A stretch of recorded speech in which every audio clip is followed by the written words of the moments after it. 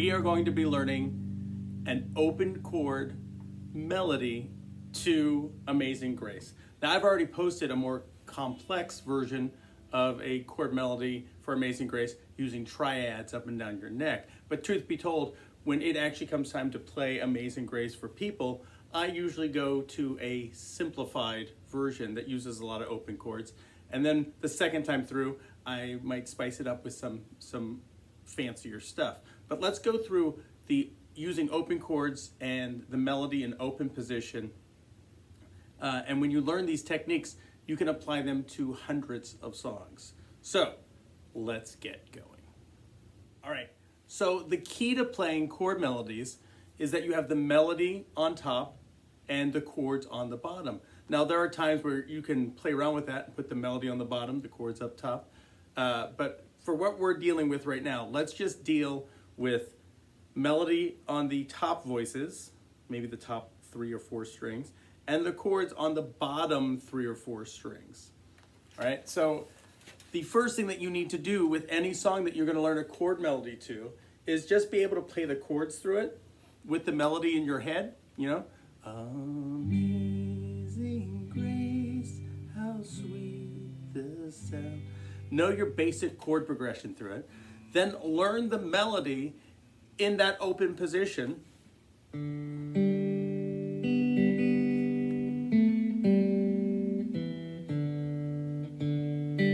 There's a lot of open strings in this song.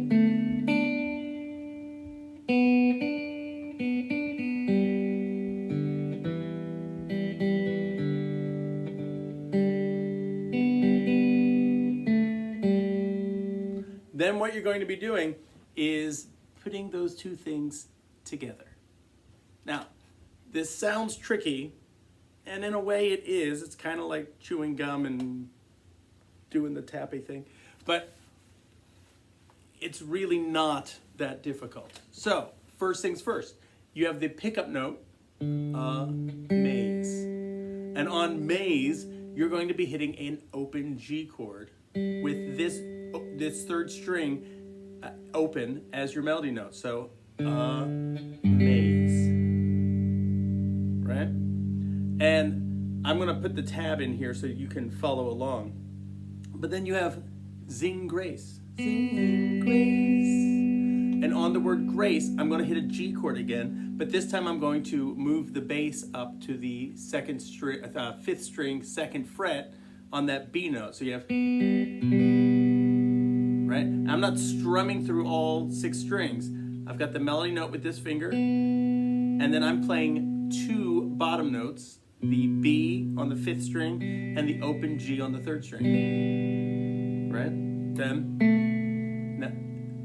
how, and then sweet, I'm going to a C chord with the open G string as the melody note. So 5th string, 4th string. Now that, I'm not even playing a chord, I'm playing the melody note and a G in the bass. Okay? And then G. Now here's an A chord. Now, technically this would be an A7 chord. It's leading to the D or to the D7 chord. But I don't have a G in this chord, this fingering that I'm doing. So I've got the melody note is a B. So what I'm actually playing is like an A sus2. But if somebody was strumming along, they'd be playing an A7 chord with this B note as the melody. And then the D chord, D, A, D. And then I add this nice little passing, right? I just like that. I put that almost in all the time. And then G,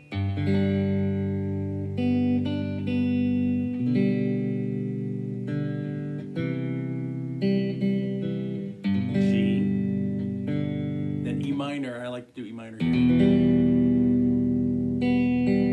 D, but I've got the open B string, so it's kind of a D6 chord. And then a C chord, I go to the 4 chord and then walk down to the 1 chord. C,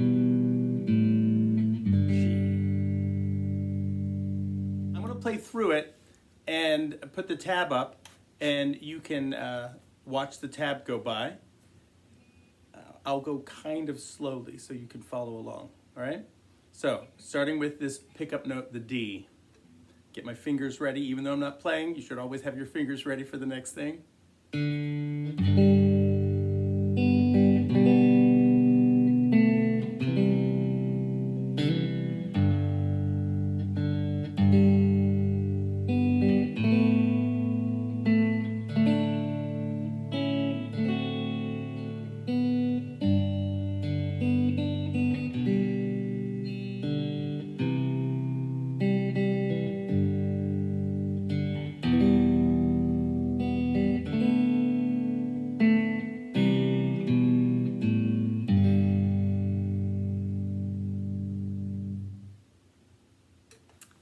Okay, so little bite-sized pieces of this song, just getting that first amazing grace, how sweet the sound, just getting that part down, getting that melody note to be a little bit louder than the chords that you're playing so they really stand out. Okay, now you can take any song for the most part and be able to figure out what key should I do this in so that it lands nicely with the melody and me being able to play chords. G does seem to work really well. C works really well. A works really well sometimes, especially when you're playing up a little bit higher and you've got those open strings going. But just sticking with the key of G, getting your G, C, Ds, and your E minor chords, and being able to work out melodies within that is super, super, super awesome. So I suggest doing some kids songs, doing some of these hymns are fantastic, but taking your time, figure out first playing the chords, then playing the melody, and then trying to put all those together. Okay? All right, so I'm gonna post the whole tab here at the end. Please, if you like this, please like and subscribe, share with your friends, and I hope you enjoyed this, and I hope you can take these little chord melody techniques and apply it to any song that you want to learn. All right, bye, see you next week.